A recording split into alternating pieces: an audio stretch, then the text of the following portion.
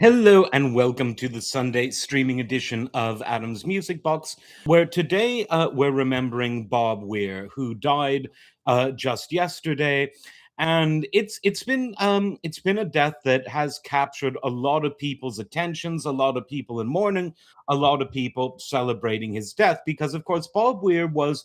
In many ways, the voice and the face of Grateful Dead, along with Jerry Garcia, in terms of the public recognition of a band that too often or intentionally hid behind imagery and their fan base and the walls of sound, both literally and figuratively. Weir was a face of the Grateful Dead along with Jerry Garcia, and Weir of course survived his bandmate by a number of decades, although now he is gone as well. Now, the Grateful Dead are a very unique band, even in an era of unique bands. And they're unique for several reasons, some by design, some not. One is that in an era where the LP record was king, particularly in rock and rock adjacent genres, and because rock was the preeminent influence on the musical vernacular of the pop world, on pop music as well. But they said, no, we're not going to really hang our hats and build our fan base based on our records that we make in the studio. We're going to be a band that plays live frequently, plays big venues, invites everyone in, and turns it into a kind of party, a laid back party, but a party nevertheless. And they were a band that, in an age of hyper politicization of popular music and rock music, and soul music to an extent, and almost all genres of music at the time, they remained weirdly apolitical, even though they became the symbols of an era and a youth culture that is almost impossible, though not entirely impossible, to detach from the politics of the era. Something that makes them unique to any era. When record companies and lawyers and other greedy sharks conspired to make the music industry increasingly unfair and removed from the fans, the Grateful Dead not only allowed fans to record and trade their live performances, but they encouraged them to do so, and they made it so that fans could plug right in to the console for the front of house mix and get that on their tapes that they could trade with their friends for other tapes or for other things.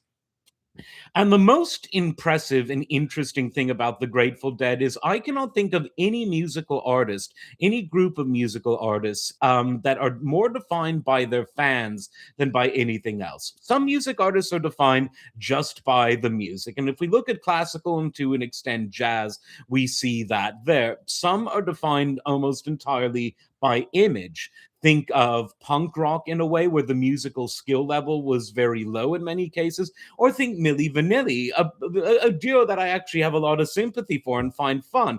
But that was so image based that the two men who were supposedly the singers couldn't even really sing at the time. They were the dancers and the fashion models.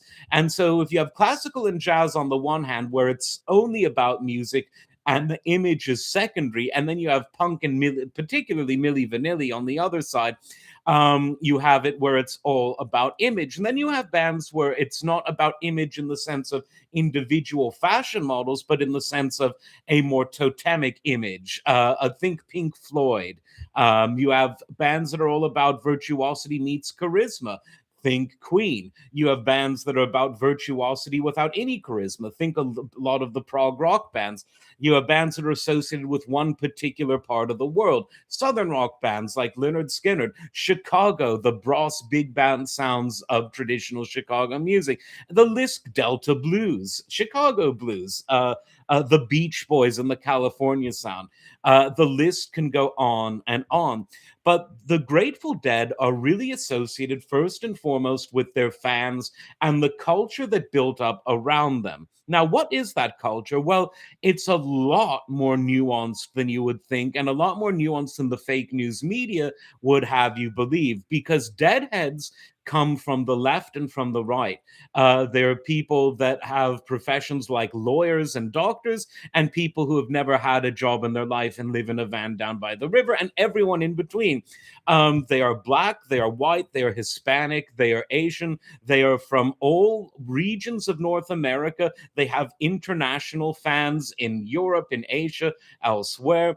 And what's really interesting about the fan base is that what the deadheads really represent are in a society that's increasingly a low trust society. The deadhead ecosystem is increasingly one where you see music fans building a high trust society as an island surrounded by a low trust society. So what do we mean by high and low trust societies? Well, a high trust society is easy enough to define. It's one where you can leave your door open and no one will come and kill you and take your things.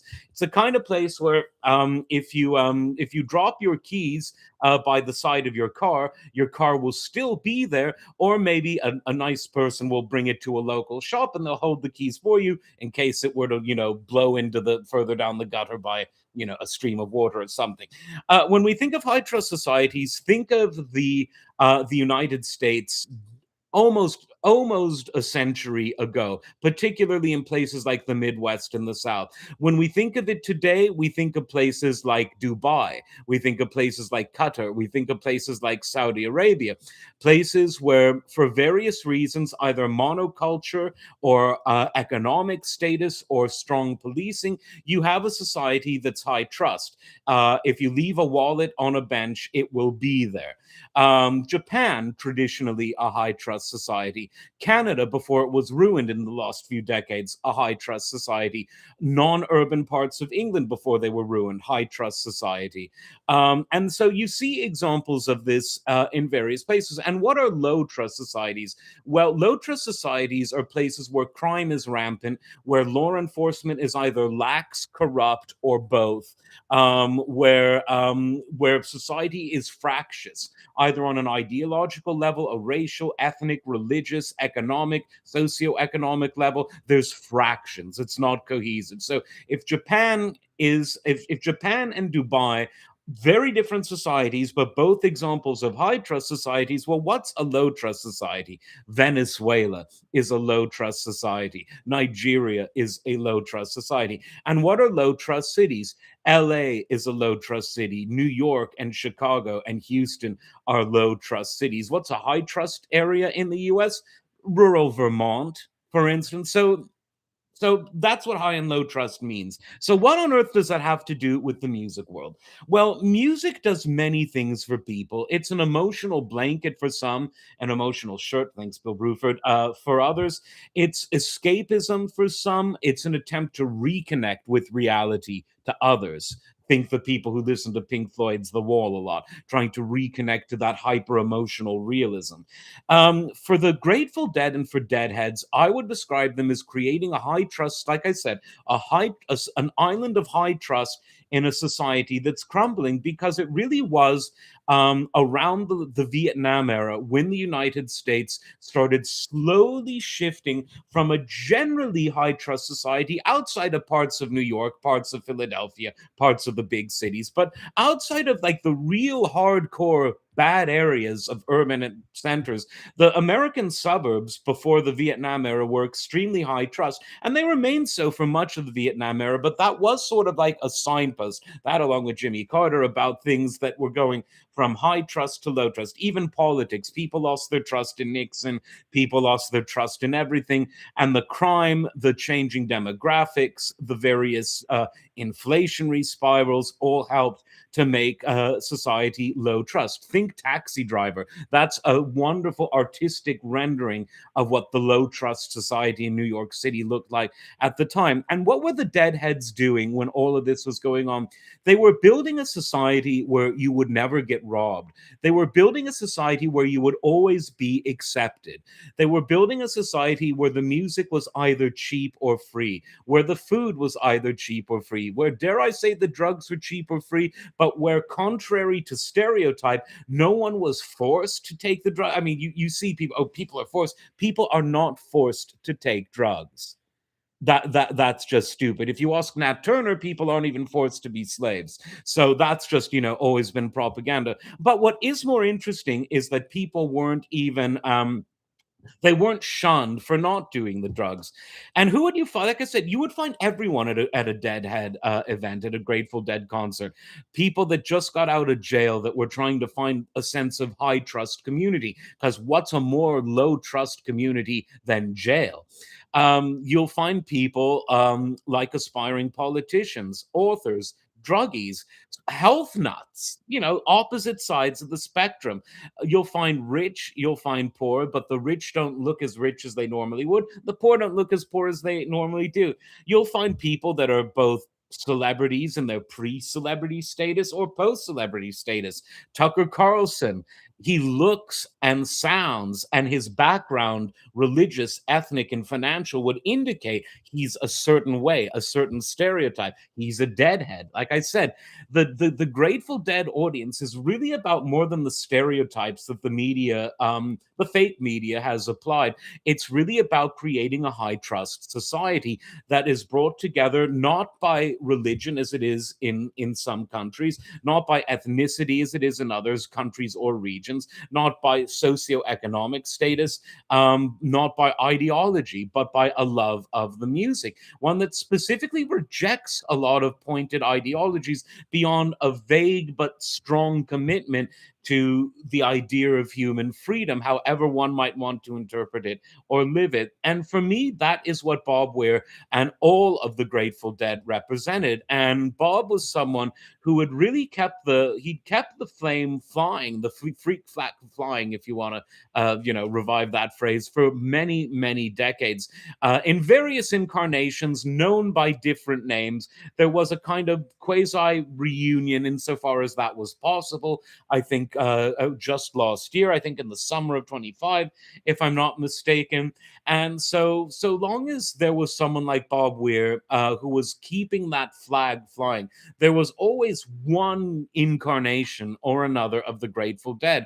And this high trust ecosystem that the fans built continued to exist. And like I said earlier, not the Grateful Dead were not so much about the studio records, even though they came to prominence initially in an era when that was really what you hung your hat on as a band. If you couldn't sell an LP, let alone get a single on the radio, then what were you doing? The Grateful Dead did not care. They succeeded in spite of that. They served their fan base. They there was a mutual love, a mutual respect, and they were technological innovators as well. In the early 70s, they helped develop something called a wall of sound. No relationship to the production technique developed by Phil Spector. This was a PA mixed with a stage monitoring system. So before the Grateful Dead, there was really only one standard method of getting your sound amplified out to an audience. You would have your speakers set up, cabinet. You'd have your low end cabinets, you'd have your high end horns, usually at either side of the stage. And these would either be custom built systems from the individual bass units, bass drivers, and horns sold by companies like Altec Lansing, JBL, Electro Voice, Tannoy, others, or they were just sort of cinema speakers that were, just daisy chained together, things like an Altec Lansing voice of the theater. And then for monitoring, meaning so the musicians could hear themselves in a balanced way on stage, you'd have wedges. You've all seen them, little stage monitors.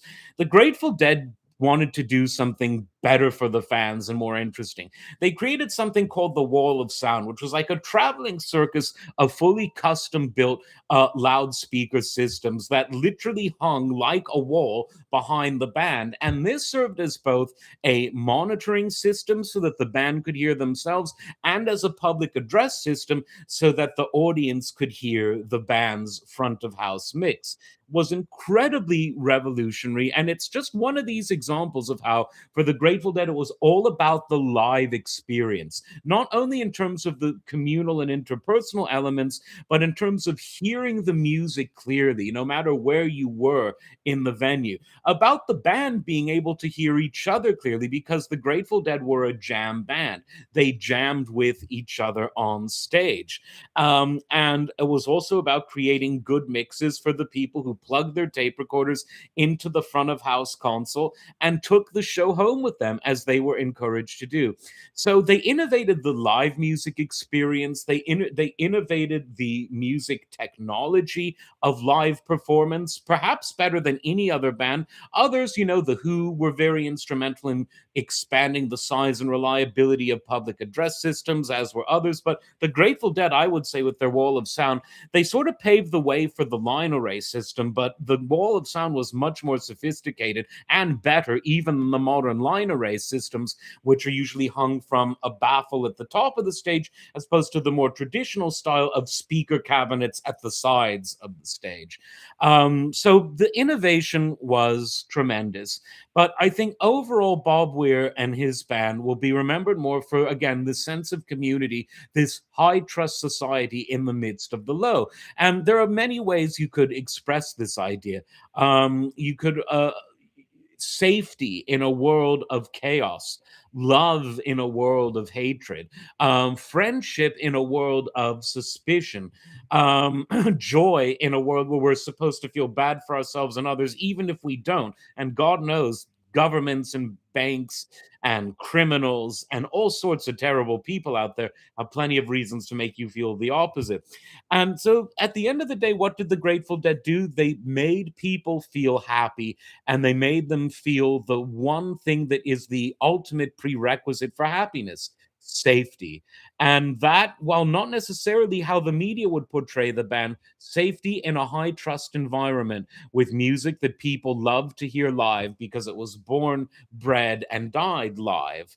That was really what it was all about. And Bob Weir, for so long, was the face and voice of that philosophy, that movement, that band, that sound. Rest in peace, Bob Weir, a true, true original who did change music. As always, like, subscribe, and we'll see you next time. Take care.